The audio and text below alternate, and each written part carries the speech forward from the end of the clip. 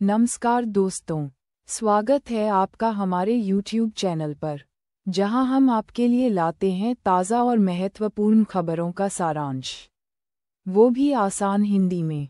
चलिए शुरू करते हैं आज की मुख्य खबरें। लीजिए, ये रहा खबर का सारांश।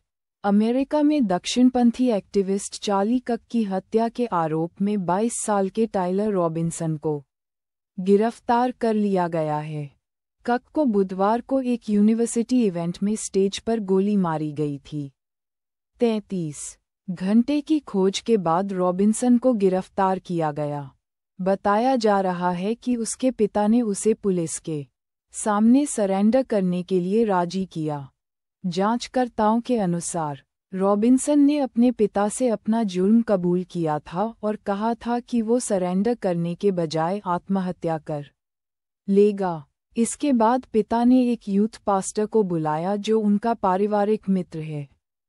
दोनों ने उसे शांत करने की कोशिश की। पास्टर, जो कोर्ट सिक्योरिटी ऑफिसर भी हैं, ने बाद में अमेरिकी मार्शलों को फ़ोन किया, जिन्होंने गुरुवार को रात करीब 10 बजे रॉबिन्सन को हिरासत में ले लिया। यूटा के गवर्नर स्पेंसर कॉक्स ने बताया कि सर्विलांस इमेज में रॉबिन्सन को कक की हत्या से करीब 4 घंटे पहले यूटा वैली यूनिवर्सिटी के कैंपस में देखा गया था। जब रॉबिन्सन को हिरासत में लिया गया, तो उसने वही कपड़े पहने हुए थे जो सीसीटीवी कैमरों में दिखे थे। गवर्नर ने ये भी बताया कि जांचकर्ताओं ने रॉबिन्सन के परिवार के एक सदस्य से बात की, जिसने बताया कि वो हाल के वर्षों में ज़्यादा राजनीतिक हो गया था। लीजिए, ये रहा सारांश। यूटा में एक कॉलेज कैंपस में उस वक्त हड़कंप मच गया जब चार्ली कक नाम के एक प्रभावशाली कंजर्वेटिव नेता पर हमला हुआ। कक, जो टर्निंग पॉइंट यूएसए नाम की एक संस्था के सह संस्थापक भी हैं, छात्रों को संबोधित करने आए थे, तभी उन पर गोली चलाई गई। घटना के बाद कॉलेज के छात्र सदमे में हैं।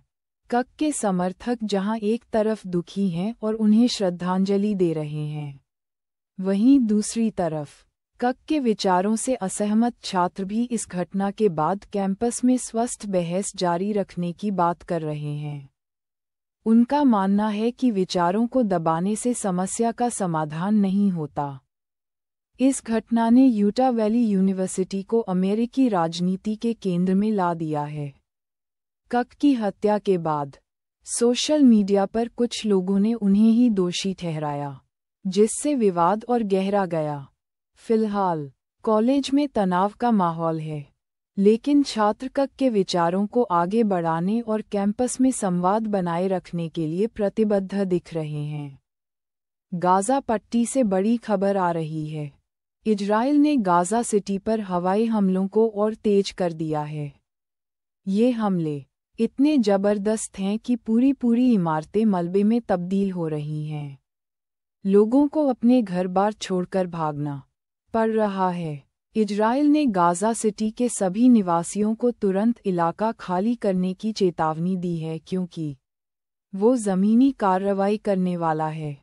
इजरायली सेना का कहना है कि अब तक लगभग 2.5 लाख लोग गाज़ा सिटी छोड़कर दक्षिण की तरफ चले गए हैं। उन्होंने एक ऊंची इमारत को भी गिरा दिया है, जिसके बारे में उनका कहना है कि उसका इस्तेमाल इजरायली सैनिकों पर हमले करने के लिए किया जा रहा था। इजराइल के प्रधानमंत्री नेतन्याहू का कहना है कि गाज़ा सिटी हमास का आखिरी गढ़ है, लेकिन गाज़ा सिटी पर कब्जे की योजना की अंतर्राष्ट्रीय स्तर पर आलोचना हो रही है। संयुक्त राष्ट्र का कहना है कि इस इलाके में पहले से ही अकाल जैसी स्थिति है और ऐसे में हमले और तेज करने से आम नागरिक और भी बुरी हालत में पहुंच जाएंगे। लोगों का कहना है कि इजरायली सेना स्कूलों और अस्थायी आश्रयों को भी निशाना बना रही है और कई बार बमबारी से ठीक पहले चेतावनी दी जाती है। बहुत से परिवार अंधेरे में गाज़ा के पश्चिमी हिस्से की ओर भागने को मजबूर हैं। तो खबर ये है कि लंदन में आज टॉमी रॉबिन्सन के समर्थन में एक बड़ी रैली निकाली गई। जिसमें 1 लाख से ज्यादा लोगों के शामिल होने का अनुमान है। रैली यूनाइट द किंगडम के नाम से आयोजित की गई थी। वहीं दूसरी तरफ नस्लवाद विरोधी कार्यकर्ताओं ने भी इसके विरोध में प्रदर्शन किया, जिसमें लगभग 5,000 लोग शामिल हुए। पुलिस के मुताबिक कुछ प्रदर्शनकारियों ने पुलिस पर पथराव भी किया और बैरिकेड तोड़ने की कोशिश की, जिसके चलते पुलिस को बल प्रयोग करना पड़ा। दोनों समूहों को अलग रखने के लिए लगभग 1,000 पुलिस अधिकारियों को तैनात किया गया है। पुलिस का कहना है कि कुछ अधिकारियों पर हमले भी हुए हैं क्योंकि वो प्रदर्शनकारियों को अलग रखने की कोशिश कर रहे थे। टॉमी रॉबिन्सन, जिनका असली नाम स्टीफन याक्सली लेनन है, ने व्हाइटहॉल में इकट्ठा हुए लोगों को संबोधित भी किया। ऑस्ट्रिया से एक अजीबोगरीब खबर आ रही है।